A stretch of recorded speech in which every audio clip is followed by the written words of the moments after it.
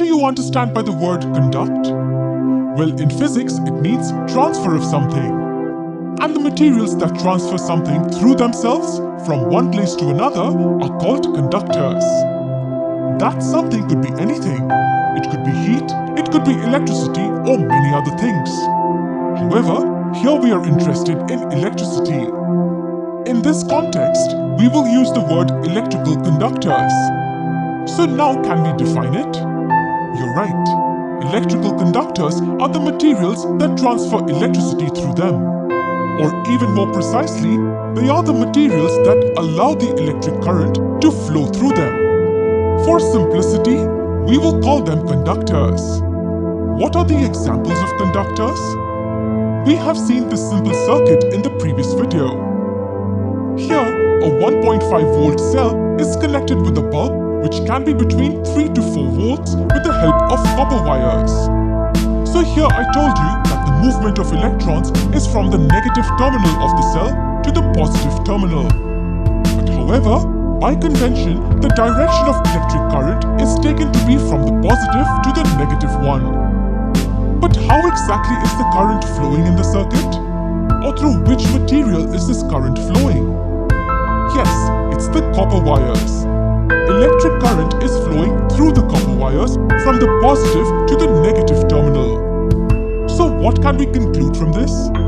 We say that the copper is a conductor of electricity since it allows the electricity to flow through it. Now, instead of copper wires, what if we use pieces of threads in the circuit? Will the bulb glow in that case? No, it won't. Why? Because the electric current cannot flow through a piece of thread. Such materials are called insulators. So how do we define this term? Give it a try. These are the materials which do not allow the electric current to flow through them. Let's study a bit about conductors first. Besides copper, what are the other materials that conduct electricity?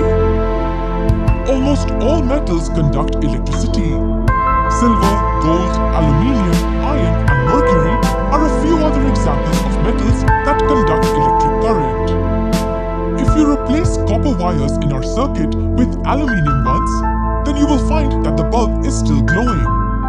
This proves that aluminium allows electric current to flow through it. In fact, this area of the bulb is itself made up of metal.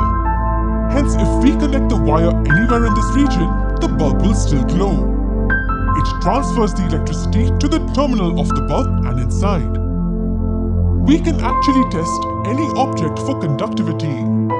Break the circuit up from anywhere by cutting the copper wire. Now at this point, I want you to notice one thing. Look at this region. There is nothing present in this region that can transfer the electrical energy from one side to the other. But there is air in this region. So what can you infer from this? This tells us that air is an insulator. It does not conduct electricity. Bring any object that you want to test, say this iron nail. Tie up both the ends of the wires at the two ends of iron and see if the bulb is glowing or not. If it glows, then it proves that the material that our object is made up of conducts electricity. Here the electric current is flowing through the iron nail. So our circuit is complete and the bulb glows. So this proves that iron is a conductor of electricity. Did you know that the human body is also a conductor of electricity? In fact, it's a very good conductor. This is the reason why we get an electric shock if we are not careful. The electric current flows through a body towards the earth. Now, which are the materials that do not conduct electricity? Materials such as plastic, rubber, cotton and wood do not conduct electricity. So they are insulators. For instance, instead of an iron nail, if we connect a plastic straw between the circuit, then the bulb will not glow. It's caught in the crossfire.